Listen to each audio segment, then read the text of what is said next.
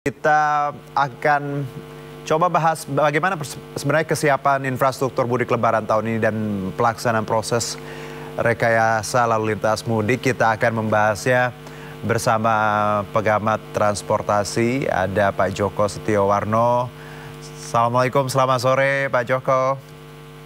Waalaikumsalam warahmatullahi wabarakatuh, selamat sore. Iya, dengan Juno Pak di studio Pak. Iya. Kita tahu ini kan udah musim-musimnya mudik ya Pak, sudah mulai-mulai ramai seperti itu. Tapi yang menarik Pak, sebelum kita bahas lebih dalam.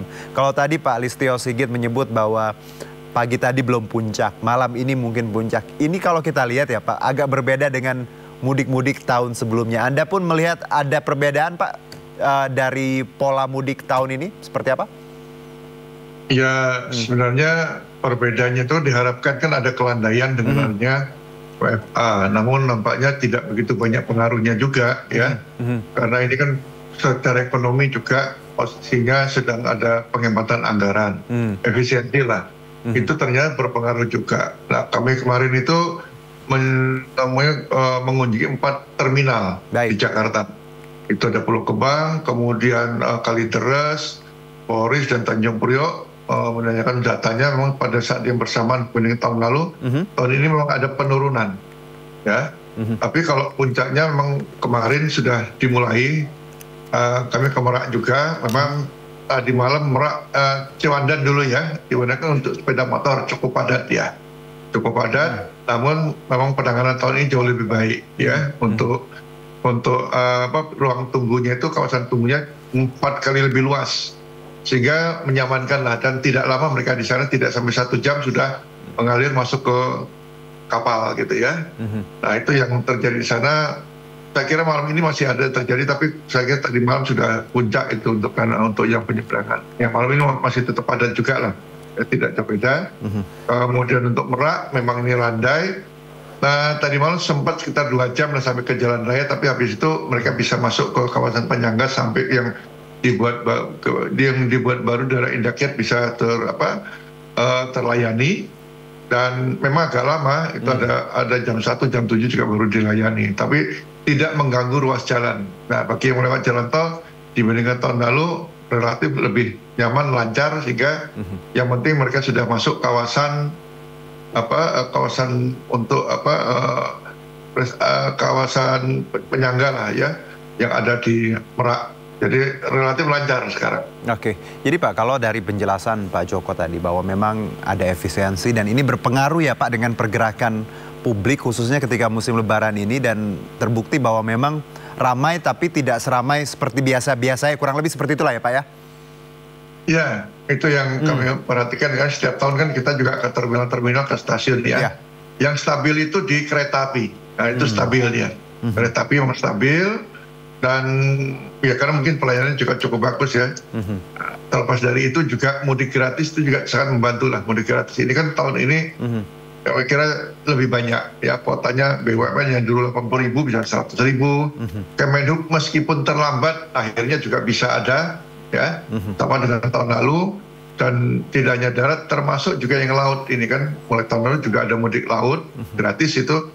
Bagi yang tidak bisa mudik dengan pesawat terbang meskipun sudah diskon, masih ada pilihan menggunakan kapal laut. Dan perjalanan kapal laut kan ini nggak gitu lama lah, paling maksimal 24 jam, karena dari Kalimantan ke Jawa, Kalimantan Sulawesi, ada dari Batam ke Medan dan sebagainya. Jadi yang jarak pendek tidak memakan lebih dari 2 hari, ini cukup ramai juga.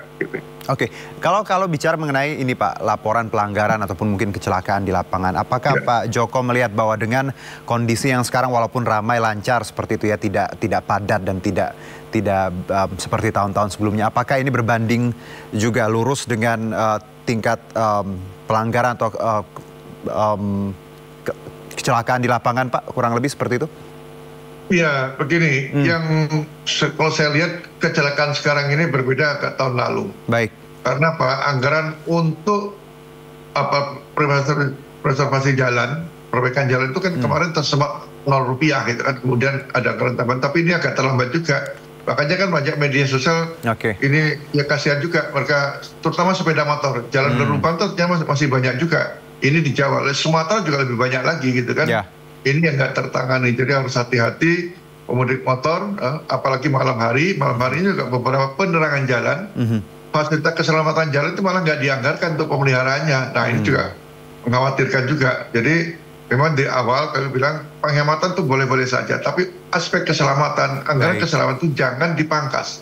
Nah dampaknya seperti ini, ya ketika mudik bentuk kecelakaannya itu ya karena menghantam jalan yang berlubang itu yang kita kasihan juga, terutama sepeda motor.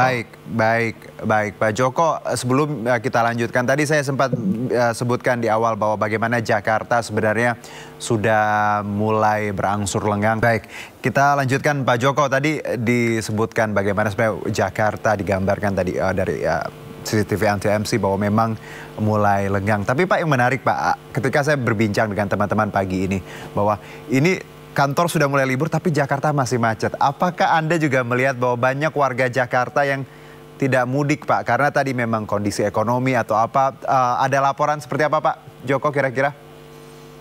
Ya, tadi saya juga melewati jalan di Jakarta, kebetulan saya sedang di Jakarta ini kan. Jadi memang mengalami beberapa jalan juga masih macet. Biasanya hari seperti ini harusnya lengang gitu kan. Berarti prediksinya benar bahwa beberapa kelompok masyarakat karena efisiensi itu mereka juga katakanlah 3 bulan terakhir ini kan yang ASN yang kelompok menengah ke bawah yang masih pemula, mereka juga mungkin lebih mengutamakan gajinya untuk menutupi angsuran rumah dan sebagainya ketimbang mereka untuk mudik ya. Jadi wajarlah seperti ini. Bagi kemarin kami cocokkan dengan data di lapangan juga seperti itu.